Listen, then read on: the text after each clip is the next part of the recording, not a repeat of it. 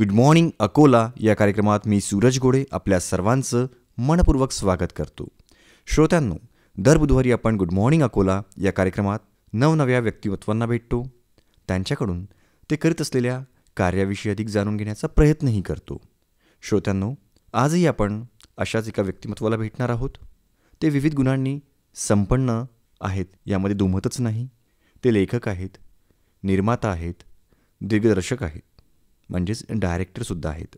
भाकर या मराठी चित्रपटाची त्यांनी निर्मिती केलेली आहे आणि त्या चित्रपटाच्या माध्यमातून शेतकरी, शेतमजूर, आदिवासी लोकांना मुख्यधारेत आणण्यासाठी कामही त्यांनी केलेलं आहे. भौगोलिक इतिहासाची त्यांच्या लिखाणातनं मांडणी केलेली आहे. सातपुडा पर्वतरांगातील ऐतिहासिक गोष्टींचा शोध घेऊन त्यांनी अनेक लिखाणसुद्धा केलेले आहेत. डी सह्याद्री या वाहिनीवरती प्रदर्शित झालेली कावळ्याच्या तोंडात पोरी आणि लॉकअप याचं लिखाणसुद्धा त्यांनी केलेलं आहे. त्यांचा परिचय मी आपल्याला करून देत आहो. आपल्यासोबत आहेत विजय विमल सहदेवराव पोहणकर. पोहणकर साहेब, अकोला आकाशवाणीच्या वतीने आणि सर्व रसिक श्रोत्यांच्या वतीने मी आपलं मनपूर्वक स्वागत करतो. नमस्कार. नमस्कार, धन्यवाद. सुखाचं पाहिलं सार मनातल्या मनात राहिलं, सार मनातल्या मनात राहिलं. दैवान दिलं परकर्मान नेलं, दैवान दिलं परकर्मान नेलं.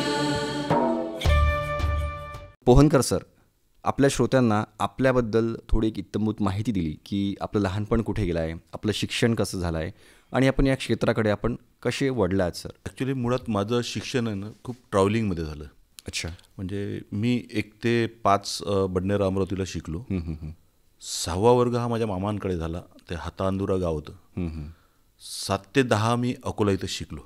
आगरकर विद्यालय माझं शिक्षण झालं. 11वी 12वी माझं गावी माझ्या जळगाव जमोदला मी शिकलो आणि ग्रॅज्युएशनला मी नागपूरला गेलो. अच्छा. म्हणजे अखिल भारतीय विद्यार्थी परिषदचा एक विद्यार्थी प्रचारक म्हणून मी तिथं होतो आणि तिथं मी नागपूरला गेलो.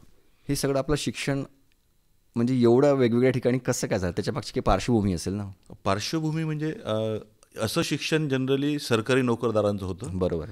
पण माझ्या योगायोगाने माझ्या वडिलांची आर्थिक परिस्थिती अपडाऊन्स हा खूप मोठा भाग होता. त्यांच्या बिझनेसमध्ये झालेले अपडाऊन्स, त्याच्यामुळं मग आम्हाला ते अनेक स्थलांतर करावं लागले. अच्छा. पहिले लोक पोट भरण्यासाठी करत होते, त्यातलाच हा एक प्रकार होता. बरोबर. आणि बिझनेसमध्ये अपडाऊन झाल्यामुळे मग आम्हाला ते स्थलांतर आमच्या नशिबी झाले. चर्चा करताना मी सांगितलं की 6व्या वर्गापासूनच आपल्या नाटकांबद्दल रुची होती. ही कशी काय आपल्यामध्ये म्हणजे निर्माण झाली आहे? ॲक्च्युली माझे वडील आहेत ना, माझे वडील चित्रपटाचे खूप मोठे फॅन होते. अच्छा. म्हणजे सरळ सरळ सांगायचं झालं तर म्हणजे अमिताभ बच्चनचे खूप मोठे फॅन होते आणि त्याचाच एक संदर्भ म्हणून माझं नाव विजय आहे. अच्छा. आणि त्यामुळं मग त्यांच्याकडे वेळ नसायचा आणि मग ते मला त्यावेळेस 2 रुपये द्यायचे. म्हणजे हा कालखंड 84-85चा असेल आणि तो अमिताभ बच्चनचा खूप मोठा कालखंड. बरोबर. आणि आमच्या रॉकेलचा जो व्यवसाय होता घासलेटचा, त्याचा होलसेल डीलरशिप होती. आणि मग त्यावेळेस ते मला 2 रुपये द्यायचे आणि म्हणायचे फर्स्ट डे फर्स्ट शो बघू नये आणि मला संध्याकाळी तो सांग. अच्छा. मला मग टेन्शन असायचं की तो चित्रपट पूर्ण एकाग्रतेतून बघायचा आणि त्यांना संध्याकाळी ते आलेत की त्यांना ती स्टोरी सांगायची. ते शुक्रवार असायचा आणि मग ते रविवारी मी जर सांगितलं, त्यांना जर पटली ती स्टोरी, तर मग ते रविवारी तो चित्रपट बघायला जायचे. अच्छा. त्याच्यामुळे आपसुकच कथा कशी असली पाहिजे. बरोबर. हे माझ्यात रुजत गेलं. हां, म्हणजे स्टोरी टेलिंग तुम्हाला एक अवगत होत गेलं की आपण कशा पद्धतीने स्टोरी टेलिंग करावी. हां.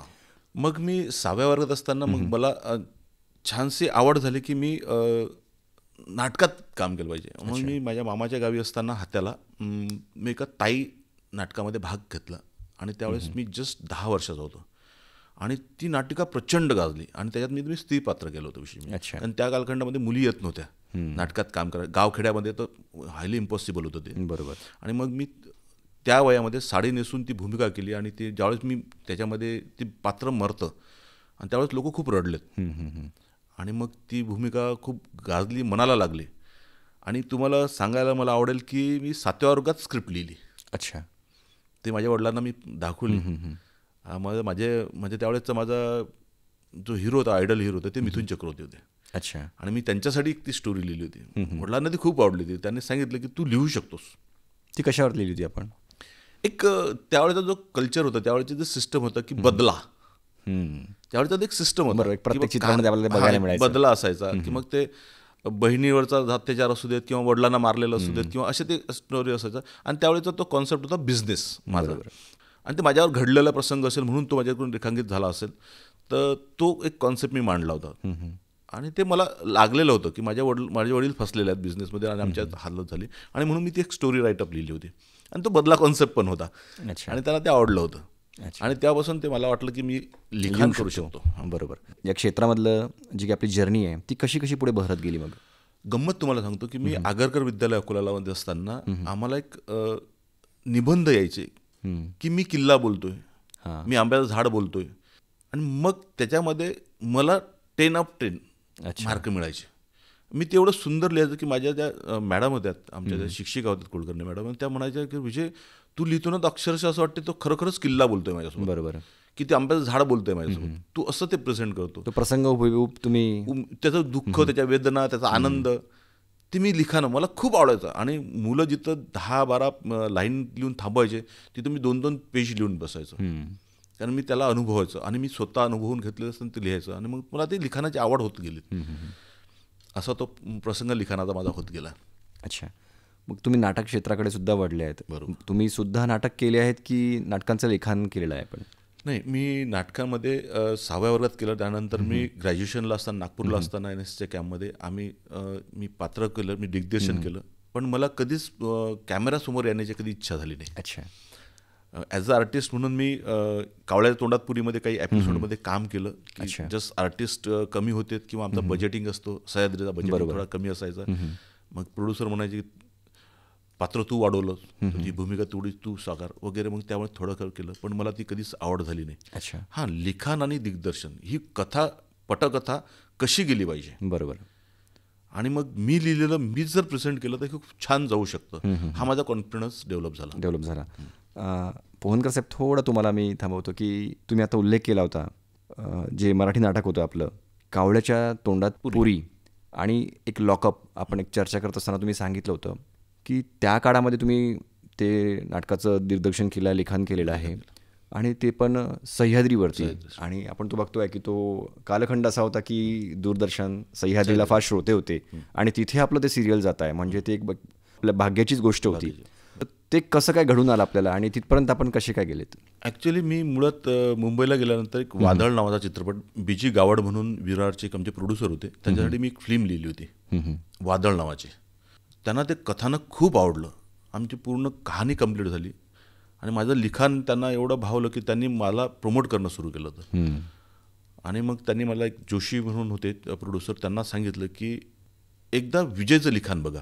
कावळ्याच्या तोंडात पुरी ही एक कॉमेडी होती आणि त्याचा एक मर्म असा होता, लंगूर के मुंह में अंगूर हा जो प्रॉब्लेम होता तो मराठीचा तो आहे की एक सुंदर स्त्री एका कंपनीची CEO आणि ती एका हवालदार, आणि तो पण दिसायला एकदम सर्वसाधारण असलेल्या माणसाच्या प्रेमात पडते आणि त्याच्यासोबत ते लग्न करते, म्हणून त्याला कावळ्या तोंडात पुरी. आणि त्यांच्यासोबत ते संवाद आणि त्याच्यातून येणारी सामाजिक दायित्व घेत त्याच्यातून विनोद करायचे, अशी ती कहाणी होती बरोबर. आणि मी साधारणतः 1.5 वर्ष ती कहाणी लिहिली. अच्छा. हां, पूर्ण. आणि लॉकअप मी साधारणतः 12-13 एपिसोड लिहिले, पण नंतर मला ते क्राईम लेवलचं असल्याच्यानं मग मी थोडंसं त्याच्यापासून थोडं लांब राहतो. कुठल्या क्षेत्राविषयी जास्त लिहायला आवडतं? म्हणजे काय वाटतं की काळानुरूप आता श्रोतेसुद्धा बदलत आहेत, त्यांच्या आवडीनिवडी बदलत आहेत, तुम्ही सुरुवात केली आहे ज्या पद्धतीने लिहित होतात तर त्या लिखाणाला कशा पद्धतीने बदलत आणलं आहे? कारण आपल्याला श्रोत्यांशी सुसंगत असं लिहावं लागेल, त्यांना जे आवडेल तेच आपल्याला लिहावं लागेल. मी वास्तविकता हा माझा खूप मोठा होता. माझा भाकर जो चित्रपट आहे तो पूर्ण वास्तविकता आहे. अच्छा.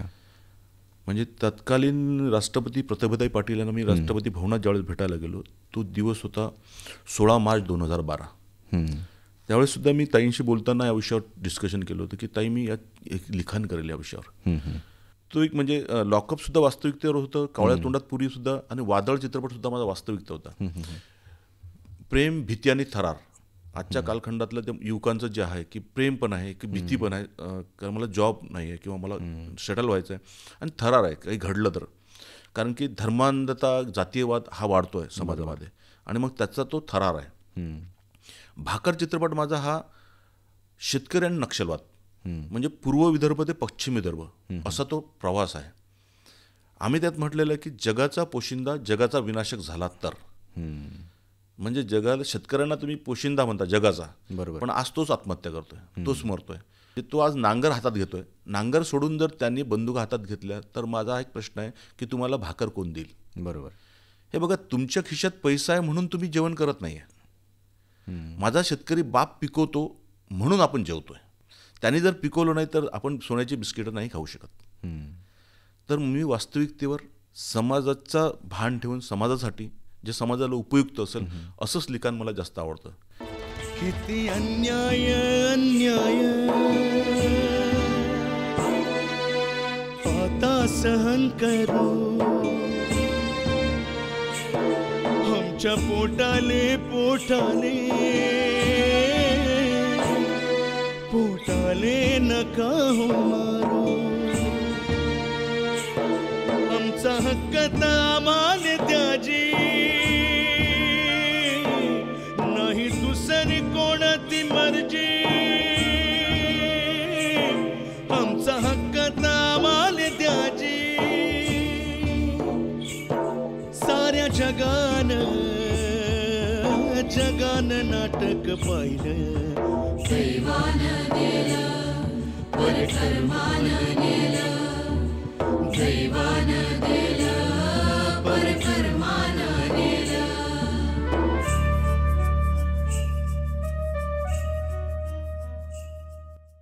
मला वाटतं भाकर चित्रपटाला एक पारितोषिक सुद्धा मिळालं आहे आपल्याला. त्याच्याविषयी पण आपल्याला कुतूहल असेल, कारण आपण एक लिहितोय वास्तविकतेवरती आणि अशा एक चित्रपट बनतोय आणि त्याला काही आपल्याला पारितोषिक मिळत आहे. एक प्रिव्ह्यू आला होता माझ्या भाकर चित्रपटाचा, मला त्याचं त्या चॅनलचं आता नाव आठवत नाही. तो प्रिव्ह्यू खूप सुंदर त्यांनी केला होता 2014 मध्ये. त्यांनी त्या प्रिव्ह्यूमध्ये सांगितलं होतं की लेखकांनी आणि दिग्दर्शकांनी जे मांडण्याचा प्रयत्न केला आहे ते फक्त शेतकरी, व्यापारी आणि राजकारणी नाही, तर सर्वसामान्य लोकांनी हा भाकर चित्रपट बघावा. बरोबर. अकोल्यातले माननीय माझे गुरुवर्य होते स्वर्गीय तुकारामजी बिळकर सर. तुकारामजी बिळकर सरांनी त्यात मंत्र्याची भूमिका केली होती आणि मी डार्क शेडला फिल्म केली आहे सर. ते विदाऊट मेकअप असलेली फिल्म आहे आणि नॅचरल लोकेशनला, वास्तविक लोकेशनला. माझ्या कुठल्याही आर्टिस्टला मेकअप न देता मी गावात, सोनाळासारख्या गावात, संग्रामपूर तालुक्यामध्ये छोटंसं गाव आहे सोनाळा म्हणून, आणि त्या पहाडपट्टी, वारी हनुमानच्या त्या पहाडपट्टी मी, आणि मी लिखाणसुद्धा करताना मी अट्टापल्ली, अल्लापल्लीच्या भागात भूमिपुत्रांचा विचार केला.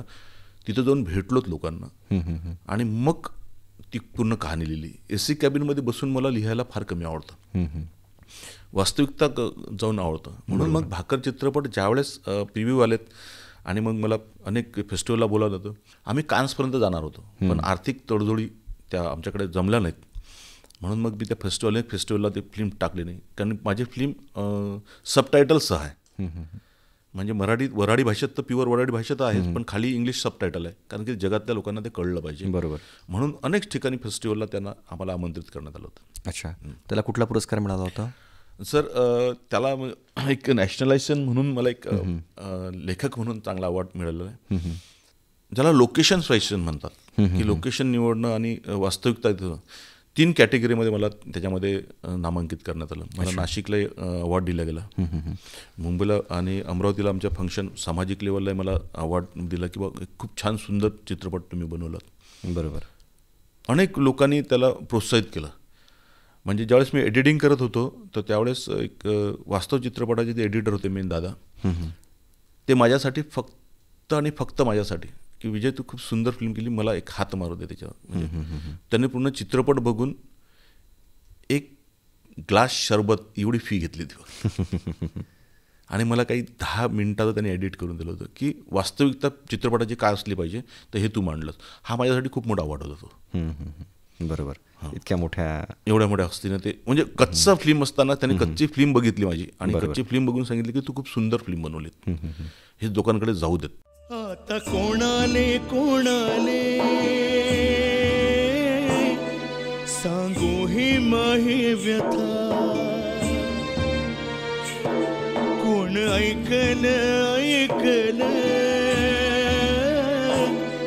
ऐकलं माही कथा. माया मांग पसारा मोठा,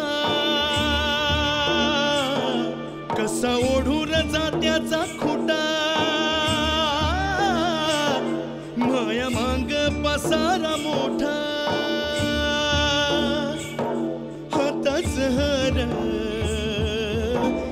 मांसाहार खायाच राहिलं, दैवाने दिलं परकर्मान नेलं, दैवाने दिलं परकर्मान नेलं.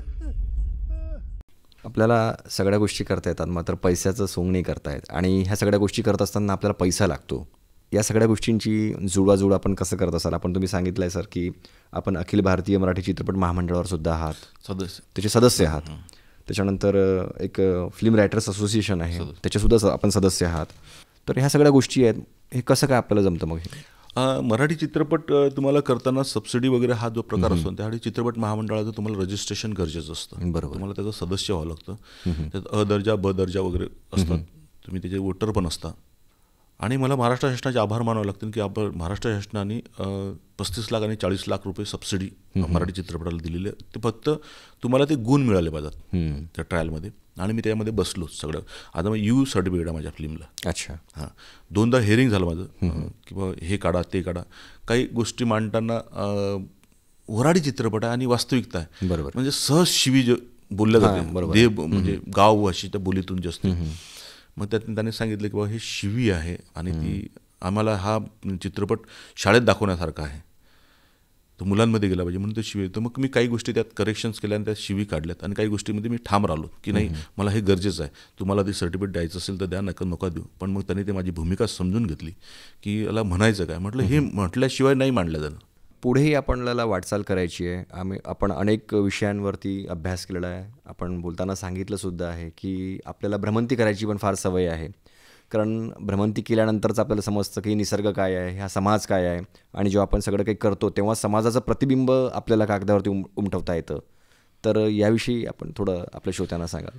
आपल्या सर्व श्रोत्यांना हेच सांगेल की जीवनातून एक कालखंड, जसं आपण काही पैसा कमवतो तर एक दान धर्मासाठी किंवा समाज उपयोगासाठी एक पैसा काढत असतो की बाबा माझे हे 2% 3% पैसा, तसंच जीवन जगताना 365 दिवसातून काही दिवस भ्रमंतीसाठी काढल्याच गेले पाहिजेत.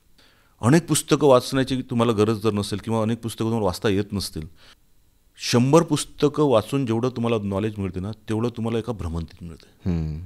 म्हणजे मी ज्यावेळेस 1994ला अरुणाचलमध्ये गेलो त्यावेळेस मी बौद्ध धम्मचे विहार बघितले. बौद्ध विहार याला म्हणतात.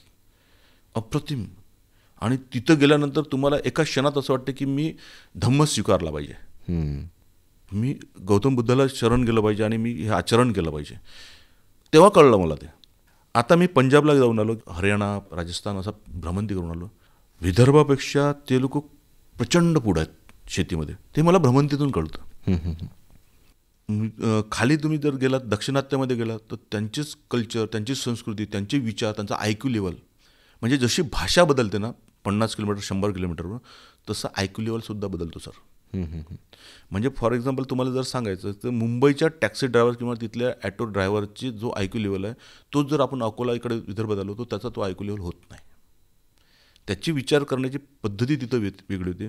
तुम्हाला जर सांगायचं झालं, समजा एखादा क्रॅश जर लागला, गाडीला ठोस जर लागली, तर मुंबईत 2 मिनटं एकमेकाकडे बघतात फक्त आणि निघून जातात. त्यांचा एक IQ लेवल सेट झालं आहे की माझ्याकडे वेळ नाही आहे. बरोबर. आणि यांनी काही मुद्दामून केलं नाही आहे. बरोबर. हा अपघात आहे, हा ॲक्सिडेंट आहे, हा सहज झाला. बरोबर. असं अपघात म्हणता आला, अपघातच म्हटलं जातं. पण विदर्भात आलं की तिथं 1 तास भांडणं होतात. तो IQ लेवलचा एक भाग आहे. म्हणून तुम्ही भ्रमंती केली पाहिजे. म्हणजे तुम्हाला लोक कळतात, त्यांची संस्कृती कळते आणि संस्कृतीतून माणूस खूप पुढे परिपक्व होतो. त्याला कळतं की मी कुठे मागं आहे, मी किती बॅक राहिलेलो आहे आणि मला काय डेव्हलप केलं पाहिजे. या सगळ्या गोष्टींचा आपल्या लिखाणामध्ये किंवा दिग्दर्शनामध्ये कसा फायदा होतोय सर आपल्याला? प्रचंड. तर तो थोडा लेखकांनी फिरलंच पाहिजे. लेखकांनी जर फिरलं नाही तर त्याला वास्तविकता कळणार नाही. मी विश्वास पाटील सरांचं नाव घेईल की विश्वास पाटील सर, आम्ही ज्यावेळेस बोलतो त्यावेळेस मला सांगितलं ते भ्रमंतीवर खूप विश्वास ठेवतात. पानिपत लिहिलं तर त्यावेळेस त्यांनी ते स्वतः तिथं जाऊन बघितले.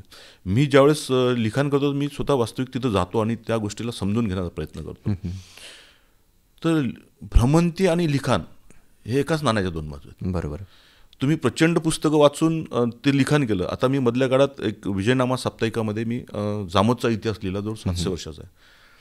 मी बऱ्हाणपूर पायदळीत उडवलं. मी जामोद 1.5 महिना प्रवास तिथं त्या गावाच्या कोपऱ्यामध्ये गेलो. नंतर मी ग्रंथ वाचलेत. मग त्याचे पुस्तकं वाचलेत मी की का झालं, मुमताज इथं कशी मिळलीत, त्याचे पुरावे काय आहेत, एव्हिडन्स लागतील ना लोकांना. तुम्ही लिहिलं म्हणजे एव्हिडन्स लागतील. तर तुम्हाला भ्रमंती करावी लागते. आणि भ्रमंती माझं तेच म्हणणं आहे की 100 पुस्तकं जर तुम्हाला वाचत नसेल तर भ्रमंती नक्की करा.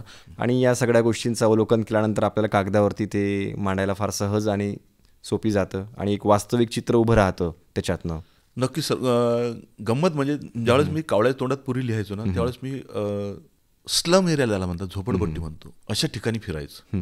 सहज विनोद हे तुम्हाला हायर सोसायटीत नाही मिळत.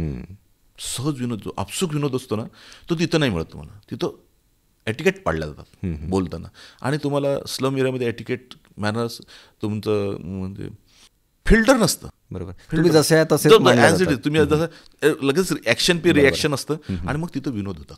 खूप छोटे छोटे विनोद असतात. बरोबर. खूप छोटे छोटे विनोद असतात. म्हणजे ते त्यांचा तंबाखू खाण्यापासूनचा विनोद असू देत किंवा त्यांच्या घरातला एखादा विनोद असू देत, ते खूप खेळीमेळीचं ते वातावरण असते. आणि ते विनोद ते सहज असतात, ते लिहिले जात नाहीत. आणि मग त्याच्यातून आम्हाला प्रेरणा मिळते. म्हणून ते फिरलं गेलं पाहिजे. बरोबर. आपल्या विदर्भामध्ये आपण बघतोय की पश्चिम महाराष्ट्र म्हणा किंवा मुंबई पुण्याच्या तुलनेमध्ये लेखक असतील, दिग्दर्शक असतील, निर्माता असतील, हे फारच कमी आहेत. बोटावर मोजणे इतके आहेत. जे पण आहेत ते स्वकर्तृत्वाने काहीतरी प्रयत्न करत करत बनलेले आहेत. पण या सगळ्या गोष्टीकडे जेव्हा वळायचं असेल, एखाद्या नाटकामध्ये काम करायचं असेल, एखाद्या सिनेमामध्ये काम करायचं असेल, तर आपल्याकडचं जो युवा आहे तो फार धसावत नाही. असा त्याच्या मनामध्ये एक न्यूनगंड आहे की मी करू शकेल की नाही करू शकेल, केलं तर मला प्रोत्साहन देणारं कोणी नाही आहे, आणि त्या फिल्मी दुनियेत मी माझा टिकाव कसा लागेल. तर तुम्ही यांना काय सांगाल आपल्या? काहीच नाही सर, फक्त मनाने ठरवलं. मी निर्मिकाला नेहमी म्हणतो, मी ब्रह्मांडाला खूप मानतो. माझं एकच म्हणणं आहे की प्रत्येक धर्मामध्ये मग ते देऊळ असू देत, मस्जिद असू दे, चर्च असू दे, बुद्धविहार असू दे, तिथे एक गोष्ट कॉमन आहे, ती म्हणजे घंटा.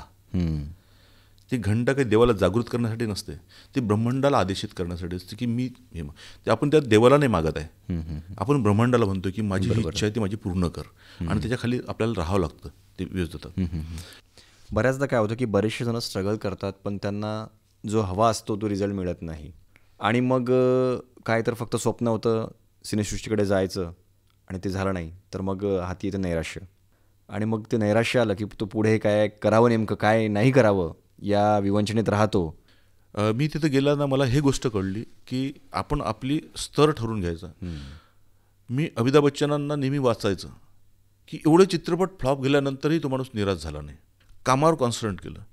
मी तेच म्हटलं की 10 ठिकाणी रिजेक्ट होऊ देत, तुमचं हॅमरिंग, रट्टा मारणं सोडू नका. बरोबर.